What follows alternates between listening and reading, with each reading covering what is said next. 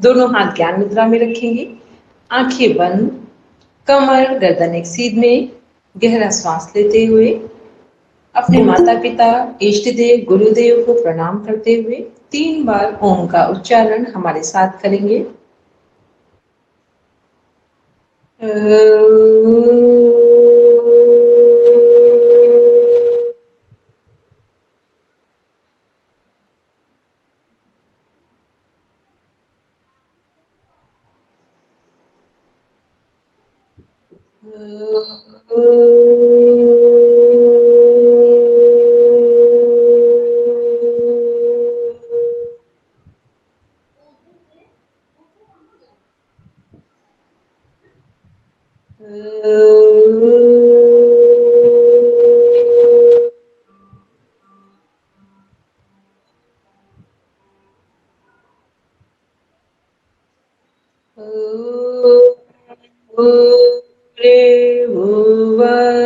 स्वाहा तत्सवितुर्वरेण्यं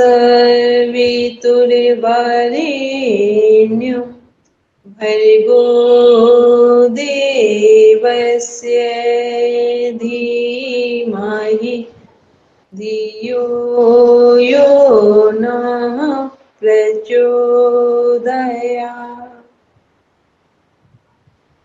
सभी लोग आंखें बंद रखेंगे, मन ही मन संकल्प को दोहराएंगे।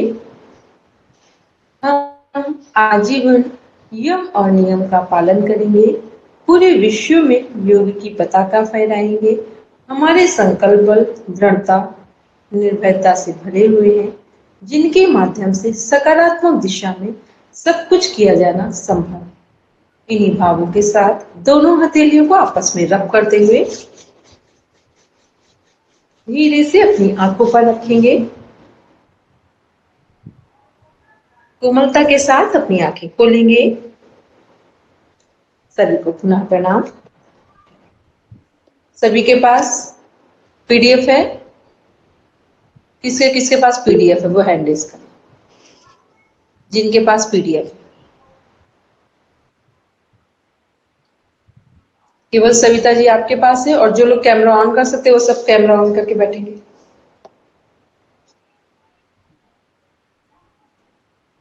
सविता जी कैमरा ऑन करेंगे। लाइट नहीं आ रही क्या? लाइट नहीं है मैम। चलिए, आपको दिखाई देगा यदि आप पीडीएफ पढ़ेंगे तो? जी मैम। ठीक है, चलिए, अच्छा, ठीक है। आज हम लोग किस टॉपिक पर बात करने जा रहे हैं? आपके पीडीएफ का टॉपिक क्या है? टीचिंग सिस्टम एंड अष्टांग योग। टीचिंग सिस्टम एंड अष्टांग योग। कि हमारी जो शिक्षा पद्धति है उसमें अष्टांग योग की क्या भूमिका है, शिक्षा पद्धति और अष्टांग योग का क्या कोरिलेशन है, इसको पढ़ना चाह रहे हैं। चलिए, सविता जी सबसे पहले तो केवल आप इंडेक्स पढ़ेंगे। जी। अष्टांग योग परिचय।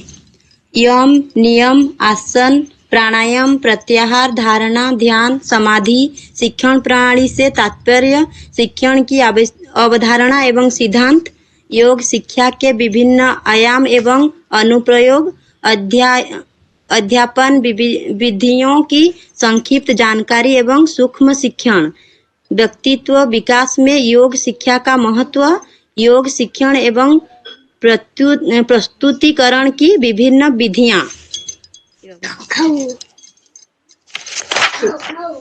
आज हम लोग क्या देख रहे हैं कि शिक्षण में किन किन चीजों को इंक्लूड किया गया, शामिल किया गया है।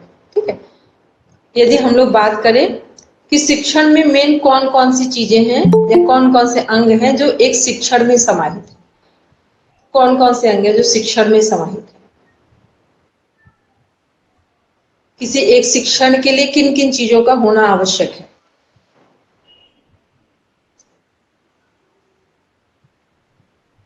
मान लो अभी हम लोग क्या कर रहे हैं, शिक्षण ही तो कर रहे हैं, शिक्षण ही तो है जो हम लोग पढ़ा रहे हैं, ये शिक्षण है। तो शिक्षण में किनका किनका होना आवश्यक है?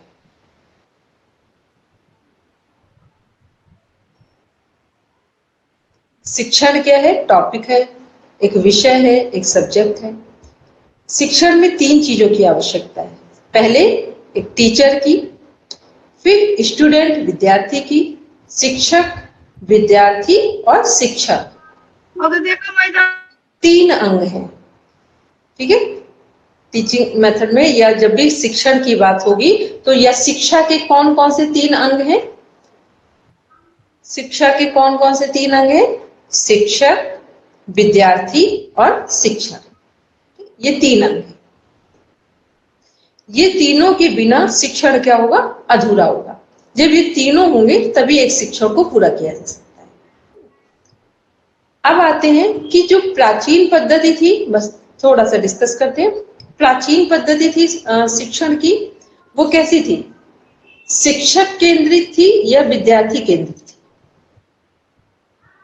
प्राचीन जो हमारी शिक्षण पद्धति थी गुरुकुल परंपरा में, वो शिक्षक केंद्रित थी या विद्यार्थी केंद्रित थी?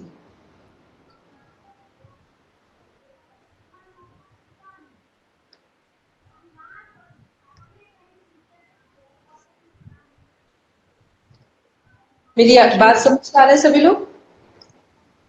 प्राचीन शिक्षण पद्धति जो गुरुकुल में पढ़ाई होती थी, पहले तो गुरुकुल में ही पढ़ाया जाता था, ठीक है।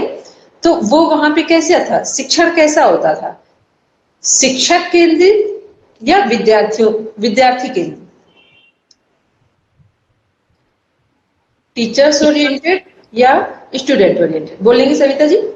शिक्षण शिक्षक या शिक्षण, क्या बोला है सविता जी? शिक्षण पद्धति।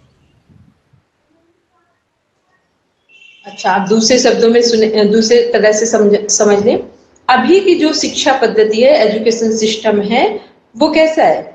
स्टूडेंट ओरिएंटेड है या टीचर ओरिएंटेड? स्टूडेंट ओरिएंटेड का मतलब विद्यार्थी केंद्रित है, स्टूडेंट सेंटर्ड है, या टीचर सेंटर्ड है, शिक्षक केंद्रित है? अभी की शिक्षा पद्धति कैसी है?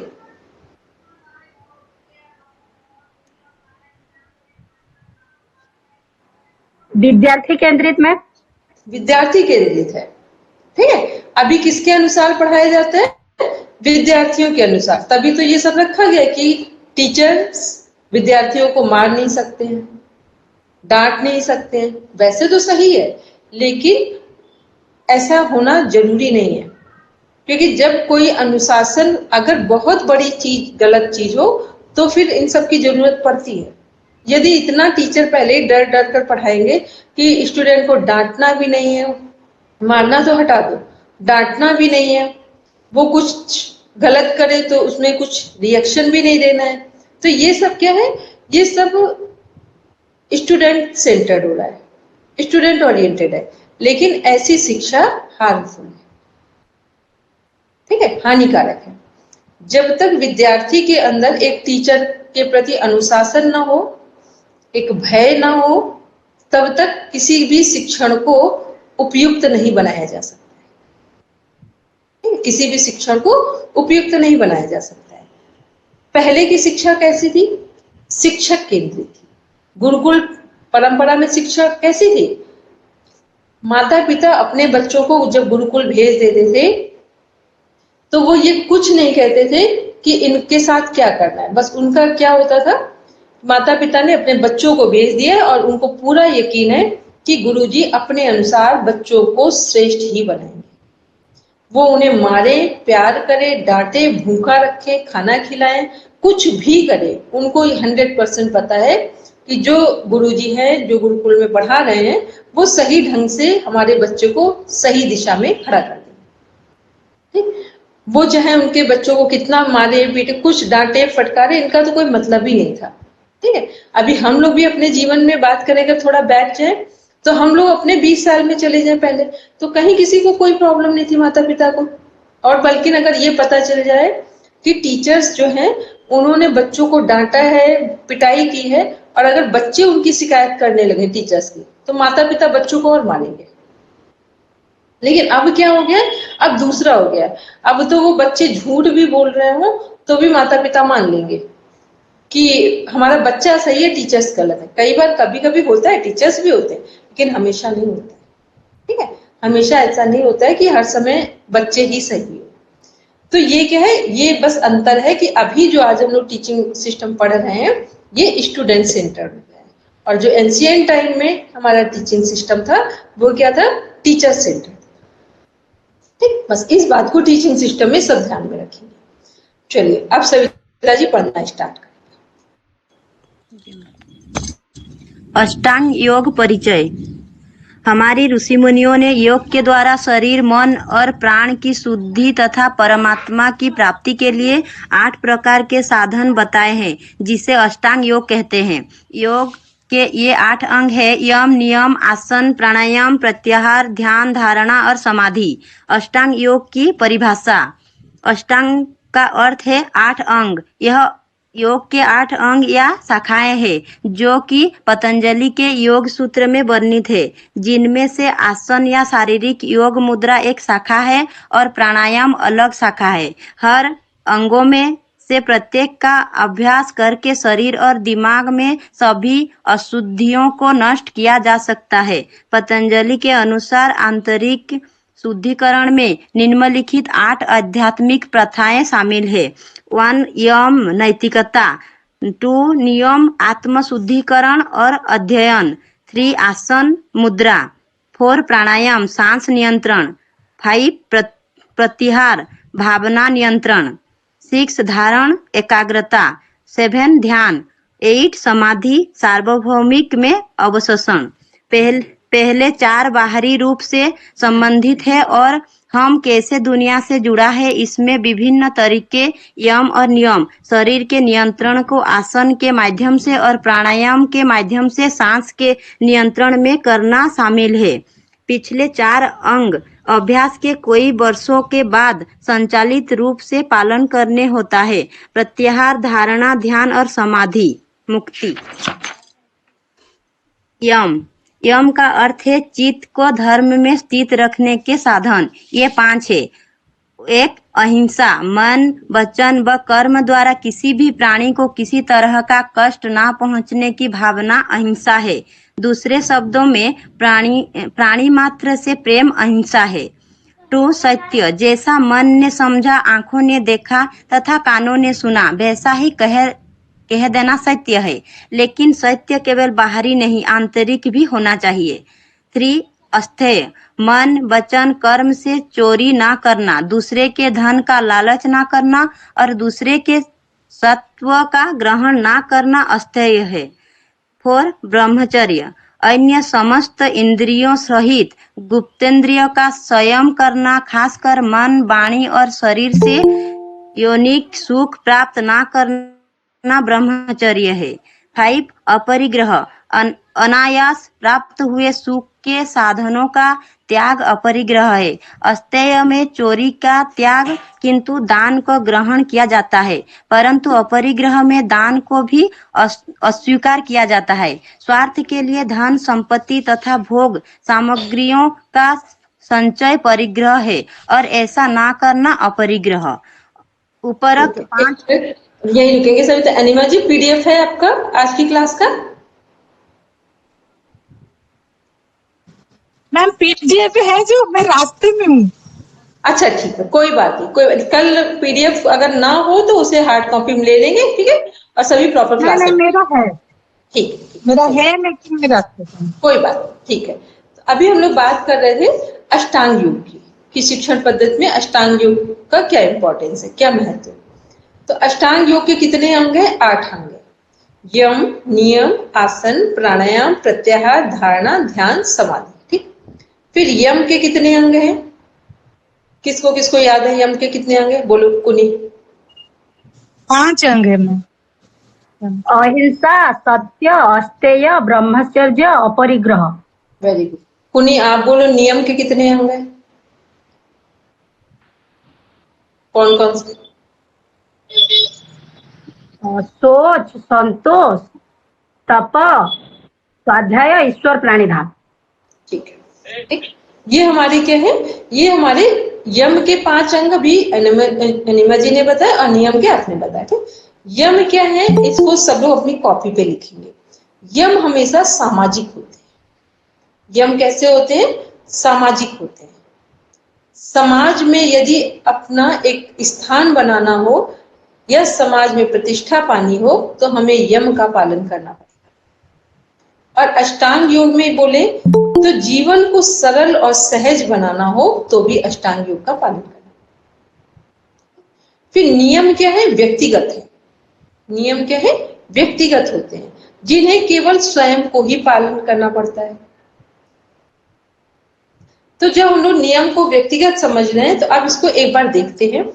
यम को सबसे पहले देखेंगे। यम में क्या है? अहिंसा है। अहिंसा का अर्थ क्या है? मन, वचन और कर्म से किसी भी प्रकार की हिंसा न करना। ठीक है? मन, वचन और कर्म तीनों जुड़ते हैं। कई बार होता है ना कि हमें मौका नहीं मिलता है, हम मन ही मन तो सोचते हैं कि इस व्यक्ति को धक्का दे दे, इस व्यक्ति को गिरा दे, इस व्यक्ति को हरा दे, इस व्यक्ति का नुकसान कर दे, लेकिन हमें अवसर नहीं मिलता है, तो ये भी हिंसा ही है। कई बार होता है वाणी से ऐसे शब्द बोलते हैं कि जितना व्यक्ति किसी को मारे तो भी उतनी चोट ना लगे जितना वाणी से ही हिंसा कर देते हैं। ठीक है? फिर कर्म से क्या है? कर्म से सबसे सरल होता है जो दिखाई दे जाता है कि आप गलत कर रहे हो तो सामने दिख जाता है। मन का नहीं दिखाई देता है, मन का सबसे सूक्ष्म वो दिखाई नहीं दे रहा है। वचन का प्रभाव में सामने नहीं आता है। और कर्म का क्या है? कर्म की जो हिंसा है वो दिखाई देती है। तो हमें क्या करना है? तीनों तरह की हिंसा नहीं करनी, तीनों तरह की हिंसा से बचना है। इसी का नाम अहिंसा है। अब देखते हैं कि यदि हम अहिंसा का पालन करते हैं, आप अपने घर में कब लोगों के साथ सामंजस्य बिठा पाते हैं? हिंसा करके या अहिंसा करके? आपको पता होता है सच में कि आपकी गलती नहीं है, फिर भी आप घर में आपको क्या करना पड़ता है? ये स्वीकार करके चलना पड़ता है या बात को हटा देना पड़ता है। ठीक है? तो अहिंसा क्या है? कोई भी जब भी हम घर पे हों या बाहर हो, यदि हम किसी के साथ भी मन, वचन, कर्म से हिंसा करेंगे तो कोई भी व्यक्ति हमारे साथ मैत्रीपूर्ण या अच्छे संबंध रखना पसंद नहीं करेगा। ठीक है? कहीं पर भी आप हिंसा करिए, चाहे वो घर में करिए या बाहर करिए, आपको लगता है कोई व्यक्ति आपसे मिलना पसंद करेगा? कोई नहीं करेगा। एकदम जेन्युइन सी बात। इवन छोटे बच्चे नहीं आपके पास आना पसंद करेंगे। जो जानवर है, जिनको बहुत सारे लोग होते हैं ना, जानवरों को, एनिमल को, डॉगी है या गाय है, इन सबको बड़ी खराब तरह से मारने लगते हैं, तो आपको लगता है उनके सामने वो लोग नहीं आते, उनको देख कर ही भाग जाते हैं। ठीक? तो ये क्या है? हिंसा है। जब हम मन, वचन, कर्म तीनों से हिंसा नहीं करेंगे तो ये अहिंसा का पालन है। और अहिंसा का पालन जब हम करते हैं तो सभी लोग हमारे साथ मैत्रीपूर्ण संबंध स्थापित करते हैं, चाहे वो व्यक्ति हो, चाहे वो जानवर हो, चाहे वो पड़ोसी हो, चाहे प्रोफेशन में हो, सभी जगह लोग हमसे मिलना पसंद करते हैं, सलाह लेना पसंद करते हैं, हमारे साथ बैठना पसंद करते हैं। ठीक? अब आते हैं अहिंसा के बाद है हमारा सत्य। अहिंसा का क्वेश्चन पूछा जाता है कि अहिंसा का पालन करने से क्या लाभ होता है? तो क्वेश्चन का आंसर है, अहिंसा का पालन करने से मैत्रीपूर्ण संबंध स्थापित होते हैं या लोगों के अंदर मैत्री भाव उत्पन्न होता है। उसके बाद आते हैं सत्य में। यदि हम सत्य का पालन करते हैं, सच बोलते हैं, तो क्या होगा? हमारी जो वाणी है वो सिद्ध हो जाती है। सरस्वती माता हमारे कंठ पर विराजित हो जाती है यदि हम सत्य बोलते हैं। ठीक? तो सत्य बोलने का लाभ क्या होगा? क्वेश्चन सेकंड है, सत्य बोलने का क्या लाभ है? सत्य बोलने का लाभ है कि हमारी वाणी से यदि किसी को आशीर्वाद निकलेगा तो आशीर्वाद सत्य हो जाएगा, और किसी ने हमारे दिल को बहुत दुखा दिया तो हमारे मुख से यदि कोई श्राप निकला, अभिशाप निकला, तो वो भी सत्य हो जाएगा। ठीक? ये है सत्य का लाभ। श्राप और आशीर्वाद दोनों देने का सामर्थ्य आ जाता है। मैम और एक बार बोल दीजिए तो, सत्य बोलने का। सत्य बोलने का जो लाभ है वो आशीर्वाद और श्राप दोनों का सामर्थ्य आता है। मतलब जो व्यक्ति सत्य बोलता है वो किसी को आशीर्वाद देगा तो भी सत्य हो जाएगा, और किसी ने उसका दिल दुखाया तो उसने श्राप दे दिया तो वो भी सत्य हो जाएगा।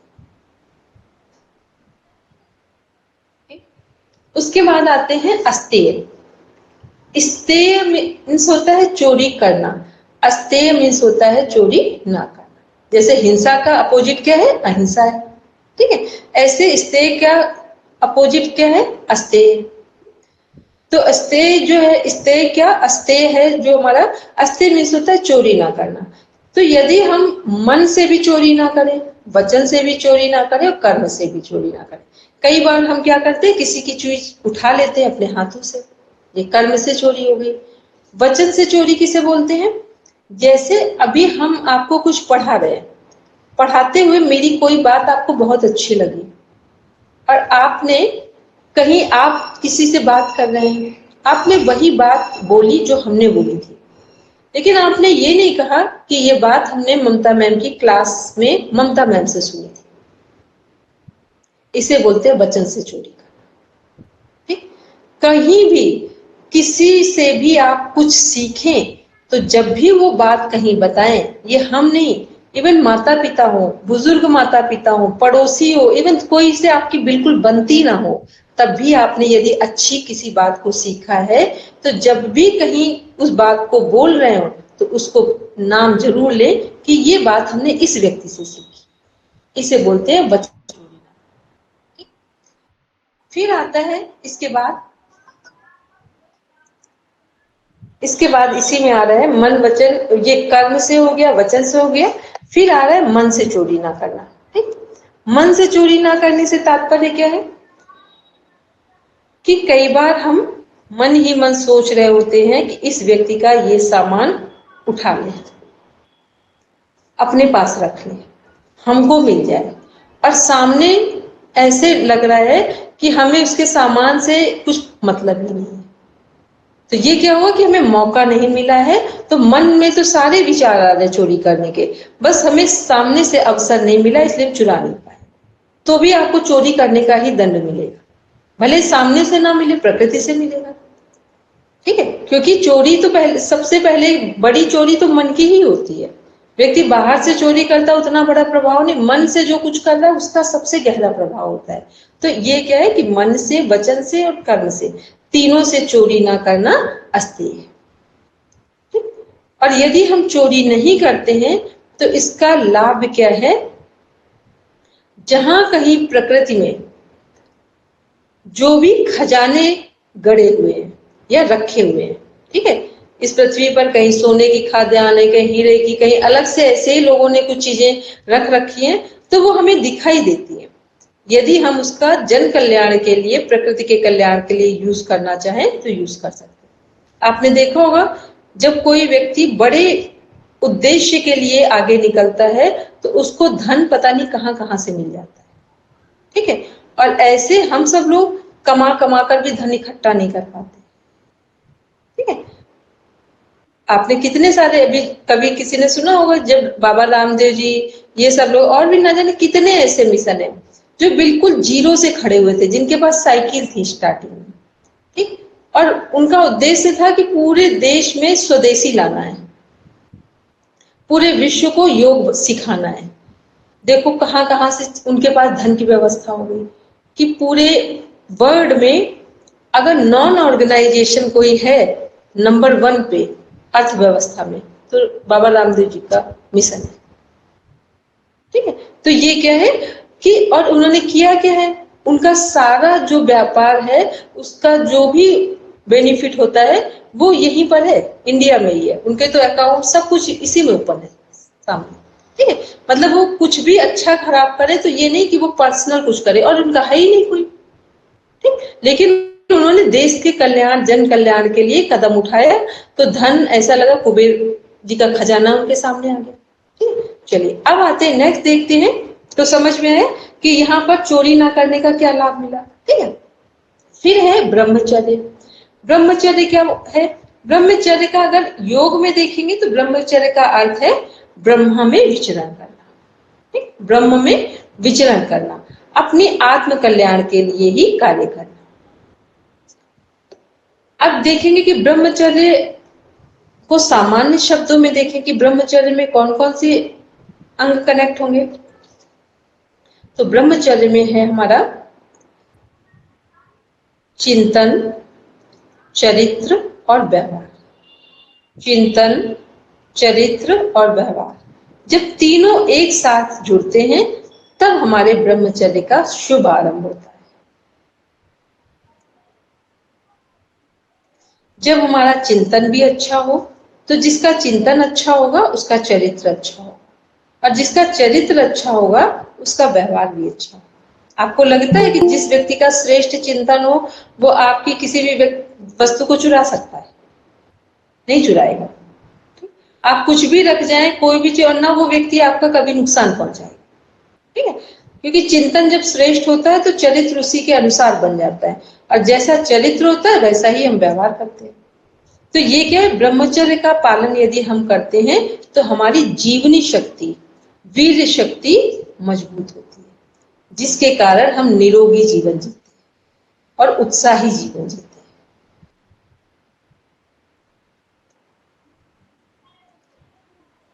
इसके बाद आते हैं अपरिग्रह।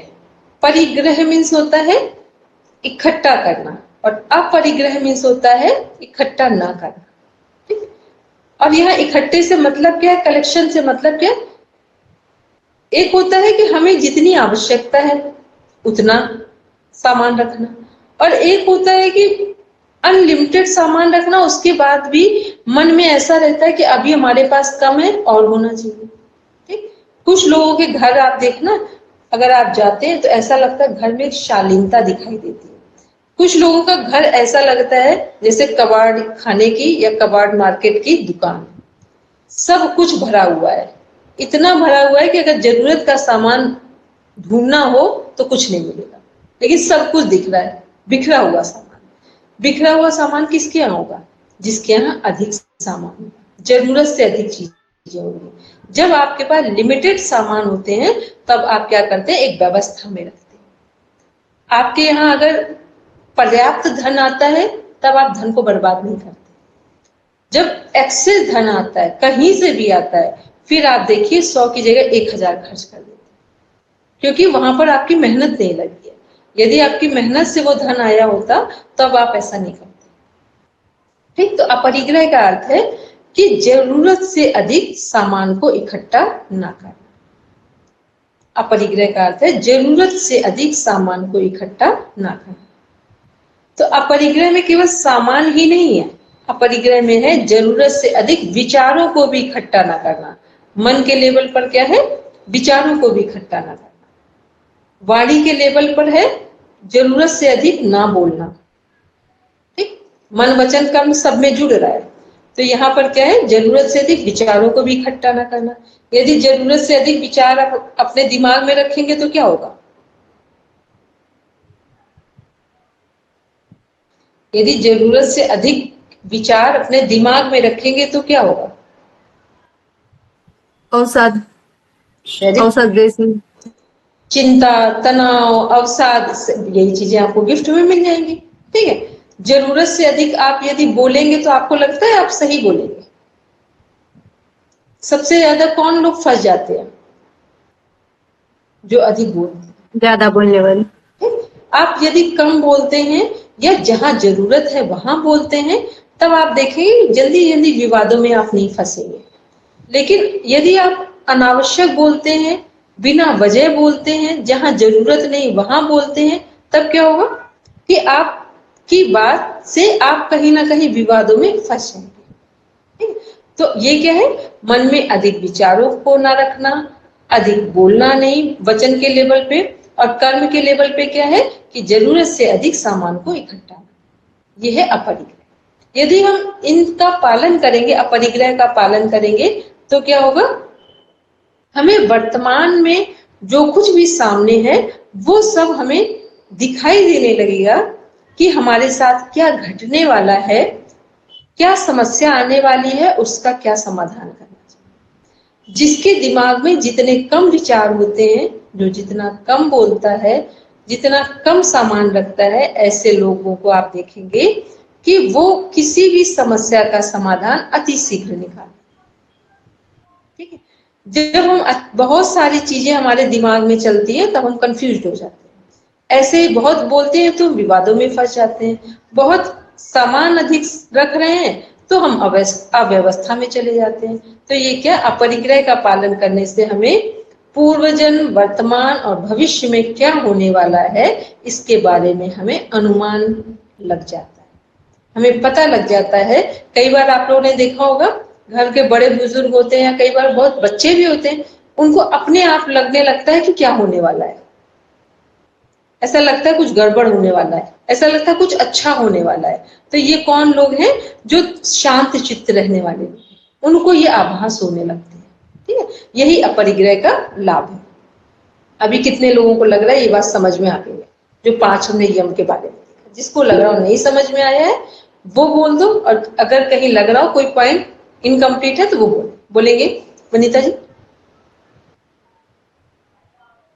समझ में आया मैम। ठीक है,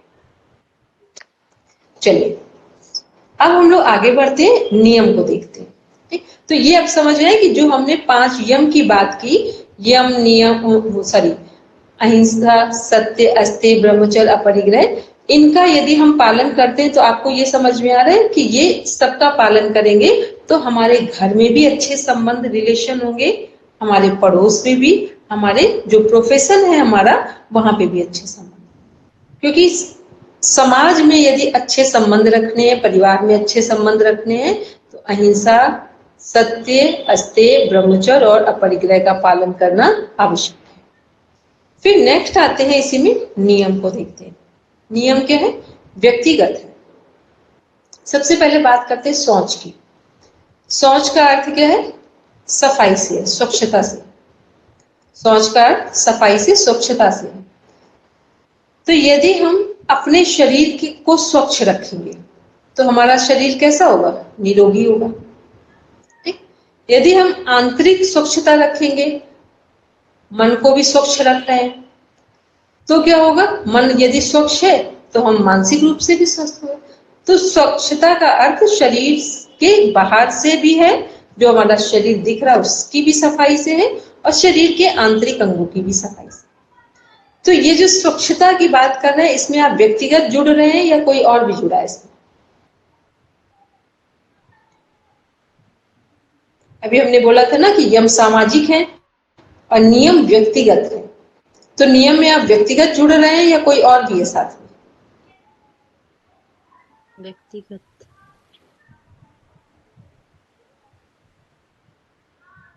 मेरी बात कितने लोग समझ पाए? नहीं समझ पाए तो फिर हम फिर से समझ।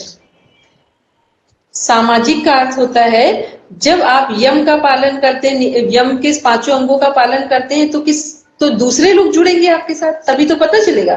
चोरी करेंगे तो दूसरों की करेंगे, झूठ बोलेंगे तो दूसरों से बोलेंगे, हिंसा करेंगे तो दूसरों से बोलेंगे करेंगे, चरित्रहीनता करेंगे तो दूसरों के साथ करेंगे, चोरी करेंगे तो अपरिग्रह में जरूरत से अधिक कुछ इकट्ठा करेंगे तो उसमें भी दूसरे ही शामिल होंगे। तो वहां क्या है? समाज जुड़ता है।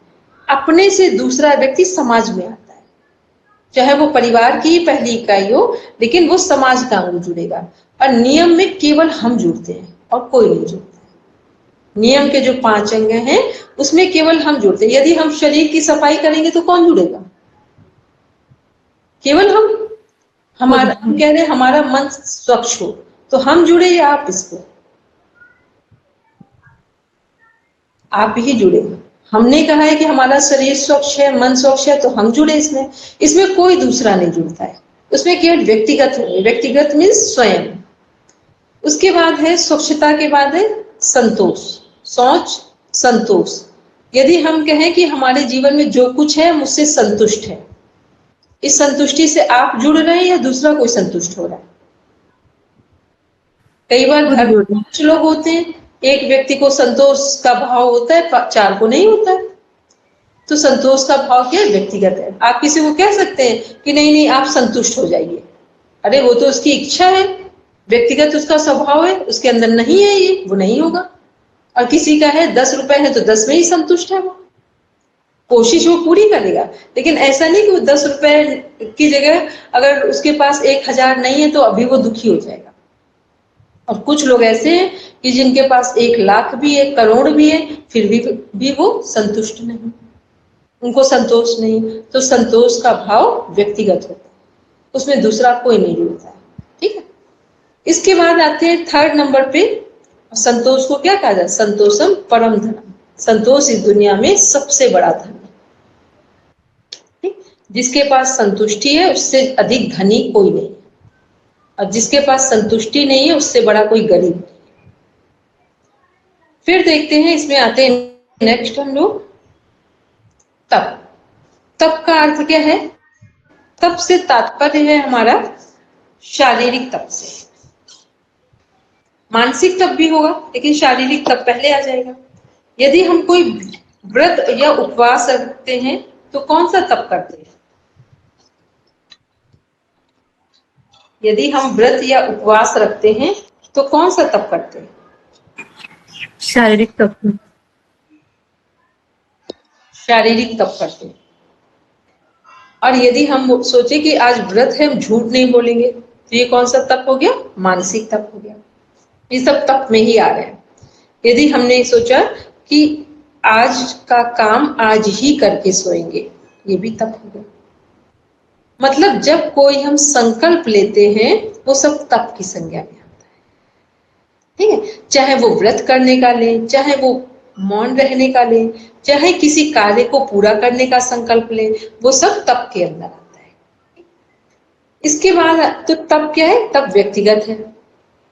ठीक है, आज हमने सोचा कि आज का जो कार्य है, सपोज करके हमने कोई घर में कोई टास्क लिया है किसी कार्य को करने के, या हमने पढ़ने का कोई व्रत लिया है कि आज हम अपना ये टॉपिक तैयार करके रखेंगे, तो ये किसका तप है? मेरा खुद का। इसमें कोई दूसरा, हम अगर आपसे कोई कहे कि नहीं आज अपना ये टॉपिक कंप्लीट करके ही सोना, तो कोई आपसे कुछ भी कहे, यदि आप ना चाहें तो कुछ नहीं करेंगे। ठीक है, तो ये क्या है? जो काम हमें खुद ही करने होते हैं वो सब व्यक्तिगत आते हैं। तो व्रत रहेंगे तो इसमें दूसरे जिम्मेदार होंगे या हम होंगे? हम ही होंगे। ठीक है, बहुत सारे लोग बोलते हैं ना कि ये सुविधा नहीं थी इसलिए व्रत नहीं रहे। तो जिसको व्रत रहना होगा वो सुविधाओं के अनुसार व्रत नहीं रहता है, वो व्रत रहेगा। ठीक है, क्योंकि उसका टारगेट व्रत है, ना कि सुविधाएं। कि ये खाने को होगा, ये व्यवस्था होगी तो व्रत रहेंगे, नहीं होगी तो व्रत नहीं रहेंगे। तो इसके आधार पर व्रत नहीं रहा जाता है। तो ये क्या है? ये शारीरिक तप है, मानसिक तप है।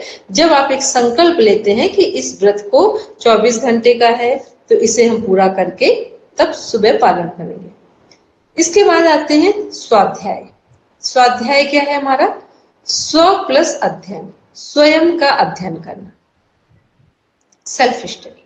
स्वयं के अध्ययन से तात्पर्य क्या है? कई बार हम इस पहले तो स्वयं के स्वाध्याय में से तात्पर्य है कि जितने हमारे श्रेष्ठ या धार्मिक ग्रंथ हैं, पौराणिक ग्रंथ हैं, उनका अध्ययन करना, वो भी स्वाध्याय है। श्रीमद् भगवद गीता का, रामचरितमानस का, सुंदरकांड, दुर्गा सप्तशती, ऐसे बहुत सारे ग्रंथ हैं, ये भी स्वाध्याय है। हनुमान चालीसा पढ़ते, सब स्वाध्याय का पाठ है। इसी में सेकेंड आता है स्वयं, जितने हमारे गुरु मंत्र वाले जप हैं या मंत्रों का उच्चारण है, गायत्री मंत्र हो, महामृत्युंजय मंत्र हो या और ओंकार मंत्र हो, तो ये सब क्या है? ये भी स्वाध्याय के पाठ है। जितना भी हम जप करते हैं वो सब स्वाध्याय के अंतर्गत आता है। फिर एक लास्ट इसी में है स्वयं का अध्ययन करना। कई बार होता है कि हम लोग अच्छी से अच्छी चीजें पढ़ते हैं, सुनते हैं, लेकिन कभी भी हम उनको ये ध्यान नहीं देते कि ये जो हमने पढ़ा है ये हमारे जीवन में भी उतरा है या नहीं। ठीक, मोस्टली होता है ना कि सब हम अच्छे से अच्छी चीज सुनते भी हैं, पढ़ते भी हैं, लेकिन हमारे जीवन में कुछ नहीं होता है। तो स्वाध्याय का अर्थ है कि हमें अपने जीवन में भी देखना चाहिए कि जो कुछ हम अच्छा सीखते, समझते, बोलते हैं वो हमारे जीवन में है या नहीं। कई बार लोग बोलते हैं ना कि योग 5 साल से कर रहे हैं पर शरीर बीमार है, योग 6 साल से कर रहे हैं, 2 साल से कर रहे हैं पर मन अशांत है। तो आपको लगता है कि ये लोग योग ठीक कर रहे हैं? यदि योग ठीक कर रहे होते तो इनका जो बीमार शरीर था वो ठीक होना शुरू हो जाता। ठीक, मानसिक जो तनाव था वो कम होना शुरू हो जाता है। और यदि ऐसा नहीं हो रहा है तो इसका मतलब ये योग ठीक से नहीं कर रहे। समझ रहे हैं क्या? स्वाध्याय से क्या तात्पर्य है कि हमें एक बार मंथन करना चाहिए कि जो हम कर रहे हैं उसका हमारे जीवन पर कोई प्रभाव है या नहीं। इसके बाद लास्ट आते हैं ईश्वर प्रणिधान। ईश्वर प्रणिधान क्या है? ईश्वर प्रणिधान मीन्स होता है समर्पण, परमात्मा को पूर्ण समर्पण। तो परमात्मा के पूर्ण समर्पण से तात्पर्य है कि हम अपने जितनी हमारे पास ऊर्जा है, शक्ति है, अपनी ऊर्जा और शक्ति का 100% उपयोग करके अपने कार्य को पूरा करें। उसके बाद ईश्वर को समर्पित कर दें कि अब जैसा उचित हो वैसा हमें फल मिल जाए। तो ये क्या है? ये ईश्वर प्रणिधान है कि अपने सभी कर्मों को पूरी ऊर्जा के साथ करने के बाद ईश्वर को समर्पित कर देना। यदि हम ऐसा करते हैं तो क्या होगा कि फल हमें निश्चित और सही मिलेगा।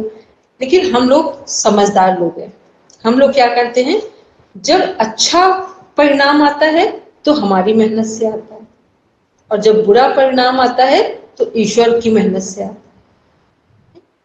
तब हम लोग पहले चुन लेते हैं, बोलते हैं ना, ईश्वर ने हमारे साथ ही ऐसा क्यों किया। ऐसा लगता है भगवान को हमसे कोई दुश्मनी थी तो उन्होंने हमारे साथ बुरा कर दिया।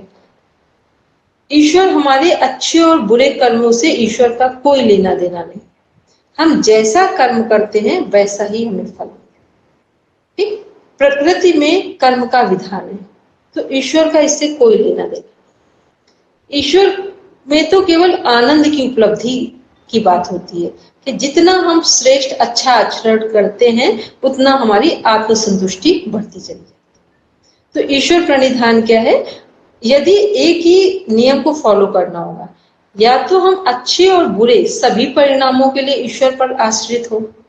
अच्छा परिणाम है तो ईश्वर के कारण है, और बुरा है तो ईश्वर के कारण है, और भगवान ही हमें सद्बुद्धि देंगे इस समस्या से बाहर निकलने की। या तो ये मान ले, और या तो फिर ये माने कि जो भी हमने किया है अच्छा, तो अच्छे का परिणाम अच्छा मिला है, और बुरा परिणाम है तो इसका मतलब हमने बुरा कार्य किया। ठीक, दो में से एक सिद्धांत को फॉलो करेंगे तो आप ईश्वर प्रणिधान को समझ पाएंगे। और आप अधूरा करेंगे कि हमारे करने का अच्छा फल और बुरा फल ईश्वर के द्वारा, तो ये गलत है। तो ये क्या है? ये नियम के अंतर्गत है। तो आज हम लोगों ने यम और नियम को देखा, कल हम आगे के अंगों को कवर करेंगे अष्टांग योग। ठीक है, चलिए सभी बैठेंगे शांति पाठ के लिए।